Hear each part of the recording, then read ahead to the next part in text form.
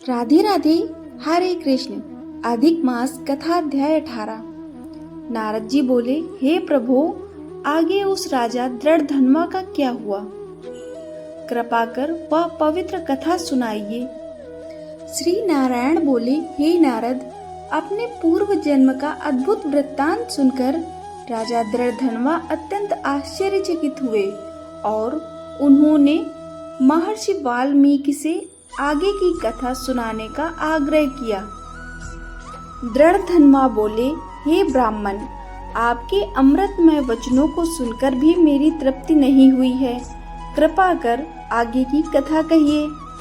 तब वाल्मीकि मुनि बोले, हे राजन, जब सुदेव ब्राह्मण अपने पुत्र सुखदेव के वियोग में विलाप कर रहा था, तभी आकाश में भयंकर गर्जना होने लगी। असमय में मेघ घिर आए, तीव्र वायु चलने लगी और बिजली चमकने लगी।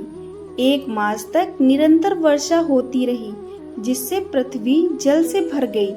परंतु पुत्र शोक में डूबे सुदेव को कुछ भी ज्ञात नहीं हुआ। न उसने भोजन किया, न जल पिया। वह केवल हे पुत्र कहकर विलाप करता रहा। संयोग से वह पूरा समय पुरुषोत्तम मास था और अनजाने में ही उसने इस पवित्र मास का व्रत कर लिया। उसके इस अनजाने व्रत से प्रसन्न होकर स्वयं भगवान श्री कृष्ण प्रकट हुए। उनके दर्शन होते ही मेघ हट गए और वातावरण शांत हो गया। सुदेव ने अपने पुत्र के शरीर को भूमि पर रखकर पत्नी सहित भगवान को दंडवत प्रणाम किया। भगवान श्री हरि मधुर वाणी में बोले, हे सुदेव, तुम अत्यंत भाग्यशाली हो।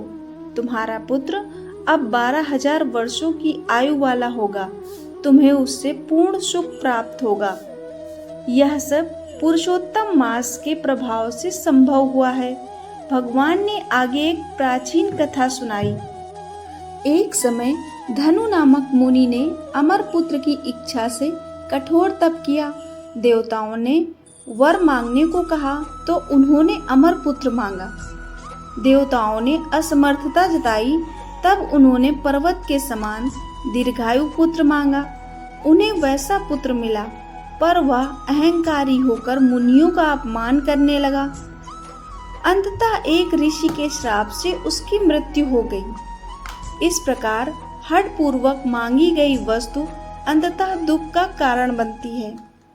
भगवान ने सुदेव से कहा, हे ब्राह्मण, गरुड़ द्वारा दिया गया तुम्हारा पुत्र अब पुरुषोत्तम मास के प्रभाव से चिरायु हो गया है।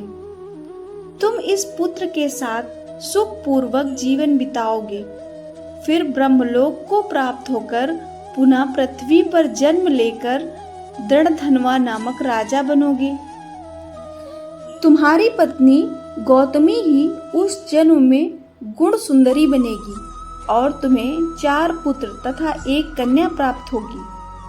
अंततः जब तुम संसार में मोहग्रस्त हो जाओगे, तब यही पुत्र शुक पक्षी बनकर तुम्हें वैराग्य का उपदेश देगा और तुम ज्ञान प्राप्त कर भगवान के परम धाम को प्राप्त हो जाओगे। भगवान के यह वचन सुनते ही मृत बालक जीवित हो उठा। माता पिता अत्यंत हर्षित हो गए और देवताओं ने पुष्प वर्षा की। तब सुदेव ने विनम्र होकर भगवान से पूछा, हे प्रभु, आपने पहले कहा था कि मुझे पुत्र प्राप्त नहीं होगा, फिर आज आपने मेरे मृत पुत्र को जीवित कैसे किया? इस प्रकार सुदेव के मन में उत्पन्न संदेह को दूर करने के लिए भगवान आगे उपदेश देने लगे। तो ये था पुरुषोत्तम मास कथा का 18वां अध्याय।